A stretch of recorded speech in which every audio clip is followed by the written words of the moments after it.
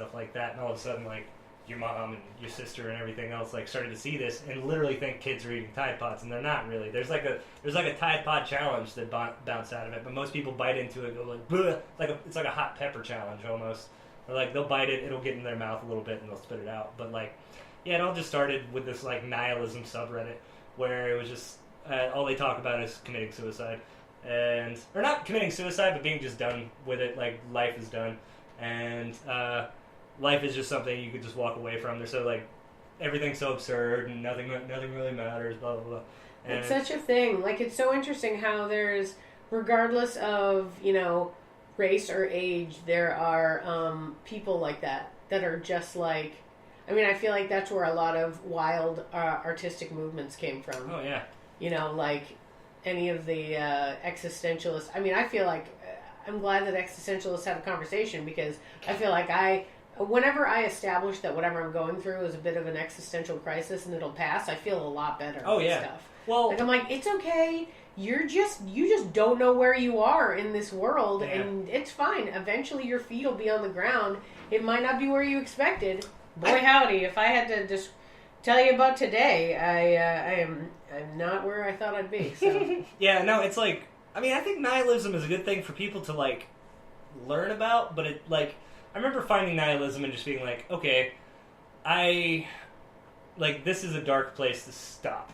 You know, it's just it's a place that like you can get to, but like you should keep going. And I think like absurdism is a good step forward from nihilism, because like absurdism is like realizing that nothing matters, because that's really what nihilism is just saying none of it fucking matters. Like, why keep going, or why do anything? And absurdism is like, well, keep doing it because it's fucking hilarious. You know, like everything's so silly and ridiculous that like to put any import on it is how you get sad. So just go out there and like, I don't know, wear your shoes on your head. Just be a fucking idiot. Just do the dumb thing. And because it's all silly, it's all just comical. And I kind of like, that's sort of where I rest, is like the idea that like nothing has a meaning.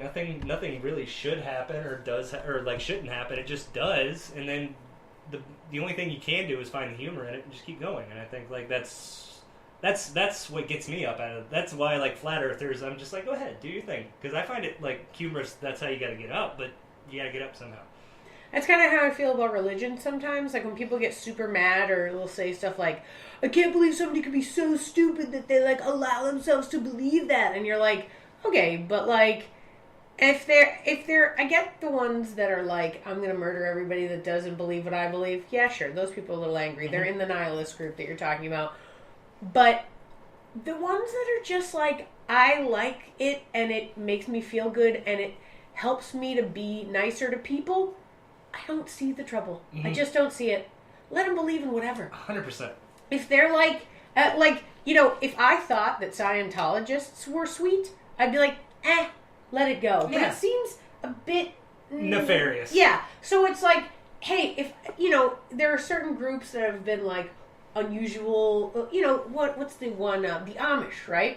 I don't understand what their deal is, but they are super into it, so why not? And also, they don't want to fuck with us. They don't want to, they just want to be left alone. So and like, don't they even is Amish the one that has Rumspringa? Yeah. So they have a thing where they choice. let them go off and experience the world and go, do you want to do it? You can if you want. I mean, we won't talk to you, whatever, but you can if you want. If you want to come back and do that. Yeah. They even give you an option. Yeah. Are you kidding me right now? That is such a like great way to like handle your own belief. Actually, I think it's terrible, but that's just me. Oh, that means to like be shunned or whatever. In my opinionated side. I think it's a bad move because it's almost like a person who didn't have sex until they went to college and then in college just fucked everybody. Mm-hmm. It's like, why don't you work it slowly through into your life? Don't hold it from yourself. If you feel like you need something, try it. Yeah. And don't do it forever. And I'm not saying this about heroin or cocaine or drugs that are going to kill you if you do them once. Yeah. I'm just saying, like, you know, a little bit of Tide Pod. You know, just like, just have like a little thimbleful. Just a drop of cyanide. It's not a big deal. Just don't go full pod right out of the gate. No, I just mean like things like sex or like life experience or like moving to a city. Like when you hear somebody who's like, yeah, I lived in Amish, Pennsylvania forever and now I'm going to go and live in like New York City or Philadelphia. It's like, yeah, big city, not your first stop. You should really go for small town. Yeah, just small, slightly modern town, because like that is a huge step from like you just need to take your time. Yeah. I actually think that that's something that decides what the way people are. Like, are they extremists? Do they make extreme decisions? Do they like make big leaps and do stuff? Yeah. I have done that in my life, and now I'm trying to temper myself back. Because, like, I moved everywhere. Like, even just the fact of being like, okay, I'm going to go to college in Texas, even though I'm from Massachusetts. Bye now. I had never been to Texas. Like, why? How did I get here? I don't know. Right? It was just my wild hair of an adventure, and if I hadn't done it, I wouldn't be able to do what I'm doing now. But it's like, I don't know. Maybe it's because I'm a little bit older. I feel like the steps I need to take need to be more measured and have more weight. I don't know. I was talking to my younger brother about this like last week, and it was like about how like the worst kind of atheists are brand new atheists. Like the worst of them, because you come out like when you kind of drop the faith, you come out like so mad and feeling lied to, and this like indignance, and also a lot of the times, like in mine and his case, we were teenagers, so like you're not cool about anything when you're a teenager, like you're extreme, and I just wanted to start a fight about it all the time, and he was the same way, and it was just like I was like the best kind of atheist. I mean, like the thing is like I feel like nobody really. I don't hold on to atheism anymore. Like I like to hope and dream, and I like to feel like there's something out there. I'm more against organized religion than I am like the idea of a god.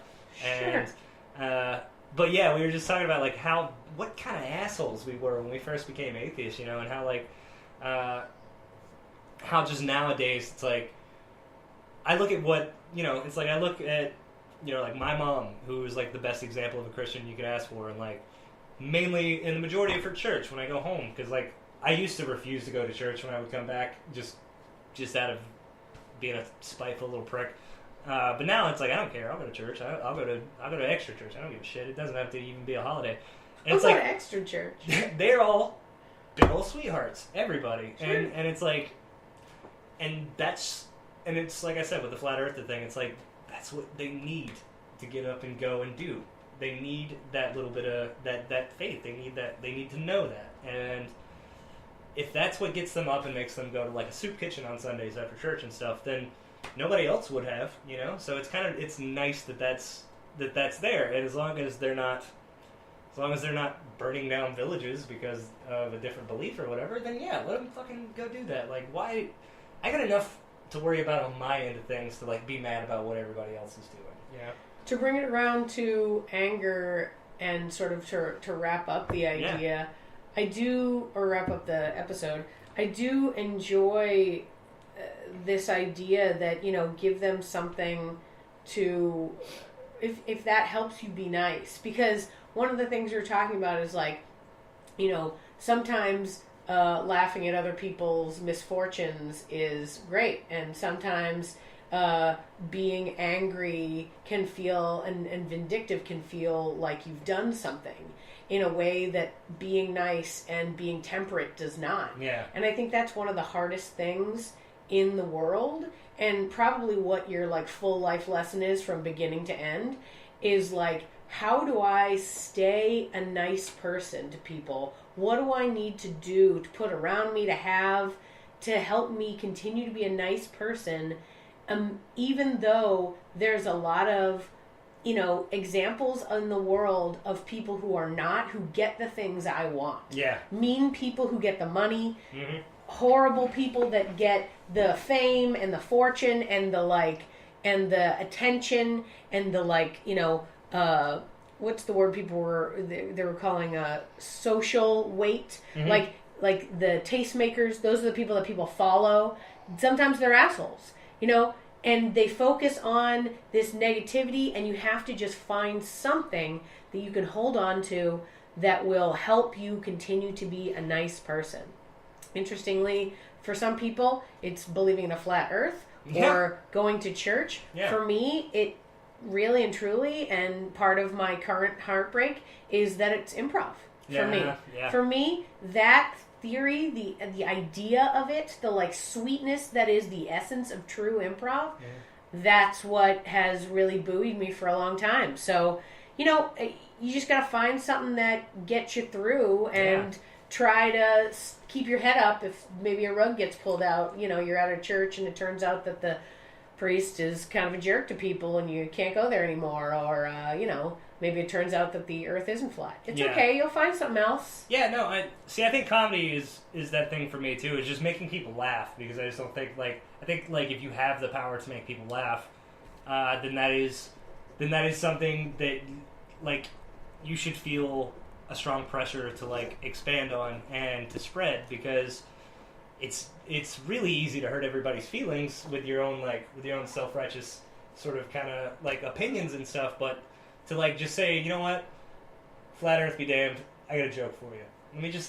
Let's both laugh over this one thing. And I think, like, that is something that everybody who can should a little bit, even if it's on your own, like, small scale, you know, even if it's just getting your, you know, your bigoted towards Polish people granddad to laugh about something that isn't bigoted, you know, or, you know, vice versa, like something that makes them upset. Like, that was the whole thing, is like my uncle just told him that as a joke just to kind of rile him up. And, you know, I think laughter is one of those things that is pure, or mostly, you know, you can have bad laughter, but I just think me being able to make someone happy for a second is something that helps me grow and helps me feel better about myself and, like, gets me out of bed, you know, like the ability to make people laugh is something that I'm like, all right, well, I want to go find every opportunity to do that, you know.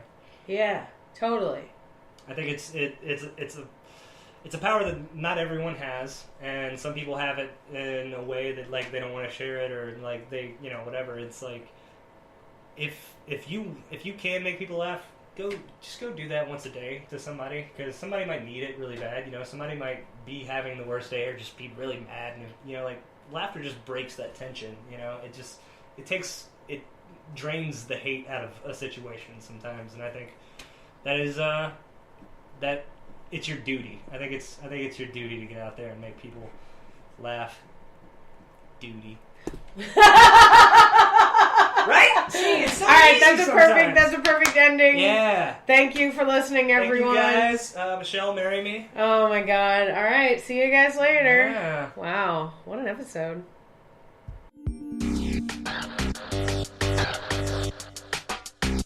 Hey, thanks for listening to the Yes But Why podcast.